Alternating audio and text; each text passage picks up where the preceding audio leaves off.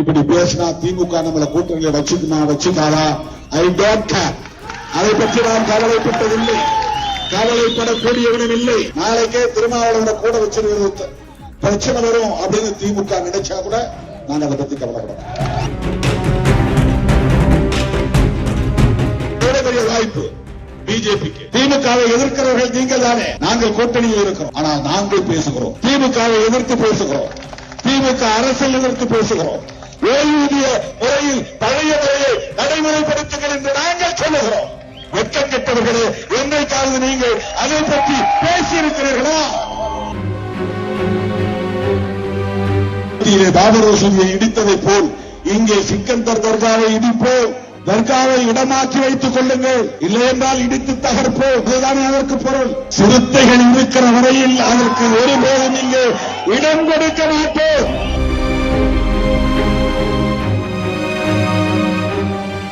நீதிமன்றம் நிபந்தனைகள் விதித்த நிலையிலும் கூட, யாரையும் எதிர்த்து பேசக்கூடாது என்று நிபந்தனைகள் விதித்த நிலையிலும் கூட திருப்பரங்குன்றம் அயோத்தியாக மாறும். அதுக்கு என்ன பொருள்? யாரை மிரட்டுகிறீர்கள்? அயோத்தியிலே பாபர் மசூதியை இடித்ததை போல் இங்கே சிக்கந்தர் தர்காவை இடிப்போம், அதுதான் அதற்கு பொருள். தர்காவை இடமாற்றி வைத்துக் கொள்ளுங்கள், இல்லை என்றால் இடித்து தகர்ப்போம், அதுதானே அதற்கு பொருள். சிறுத்தைகள் இருக்கிற வரையில் அதற்கு ஒருபோதும் இங்கே இடம் கொடுக்க மாட்டோம். நினைவில் வைத்துக் கொள்ளுங்கள். ஏதோ மேடைக்கு பேசுகிறேன் என்று எண்ணாதீர்கள். நாங்கள் ஓட்டு கொடுக்கிறதுக்காக பொது வாழ்க்கைக்கு வந்தவர்கள் இல்லை. எழுதி வைத்து அவங்க என்ன நினைப்பாங்க, இவங்க என்ன நினைப்பாங்க, நமக்கு ஓட்டு வருமா வராதா? இப்படி பேசினா திமுக நம்மளை கூட்டணியில வச்சுக்காதா? I don't care. அதை பற்றி நான் கவலைப்பட்டதில்லை, கவலைப்படக்கூடியவனும் இல்லை.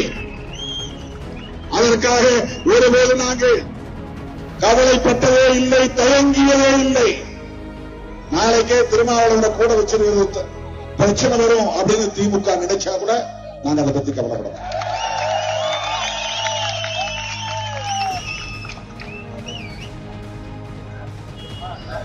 நாங்கள் மத நல்லிணக்கத்தை விரும்புகிறோம், சமூக நல்லிணக்கத்தை விரும்புகிறோம். சிறுபான்மை மக்கள் என்று நீங்கள் சொல்லக்கூடிய யாரும் அந்நிய நாட்டை சார்ந்தவர்கள் இல்லை. அவர்கள் எங்கள் சொந்தங்கள், எமது குருவினை சொந்தங்கள். நீ எஸ்சி எஸ்டிக்கு கூட போராட வேண்டாம். இதர பிற்படுத்தப்பட்ட இந்துக்களுக்கு, சாதி இந்துக்களுக்கு என்ன போராட்டத்தில் நடத்தியிருக்கிறார்? மருத்துவ துறையிலே அகில இந்திய ஒதுக்கீடு, ஆல் இந்தியா கோட்டா 15%.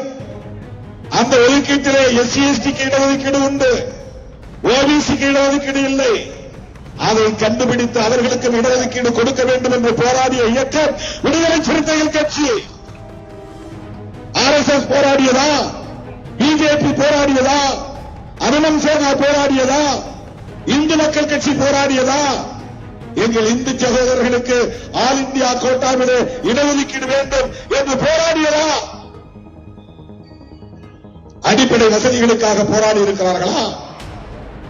மருத்துவ வசதிக்காக போராடி இருக்கிறார்களா? தூய்மை பணியாளர்களின் பணி நிரந்தரத்திற்காக போராடி இருக்கிறார்களா? செவிலியர்களின் போராடி கொண்டிருக்கிறார்களே, அந்த செவிலியர்களுக்காக போராடி இருக்கிறார்களா? அரசு ஊழியர்கள் பழைய ஓய்வூதிய முறையை நடைமுறைப்படுத்த வேண்டும் என்று திமுக அரசுக்கு எதிராக தொடர்ந்து குரல் கொடுத்து வருகிறார்களே. இது எவ்வளவு பெரிய வாய்ப்பு பிஜேபிக்கு. திமுகவை எதிர்க்கிறவர்கள் நீங்கள் தானே. நாங்கள் கூட்டணியில் இருக்கிறோம், ஆனால் நாங்கள் பேசுகிறோம். திமுகவை எதிர்த்து பேசுகிறோம், திமுக அரசை எதிர்த்து பேசுகிறோம். ஓய்வூதிய முறையில் பழைய முறையை நடைமுறைப்படுத்துங்கள் என்று நாங்கள் சொல்லுகிறோம். வெட்கம் கெட்டவர்களே, என்றைக்காவது நீங்கள் அதை பற்றி பேசியிருக்கிறீர்களா?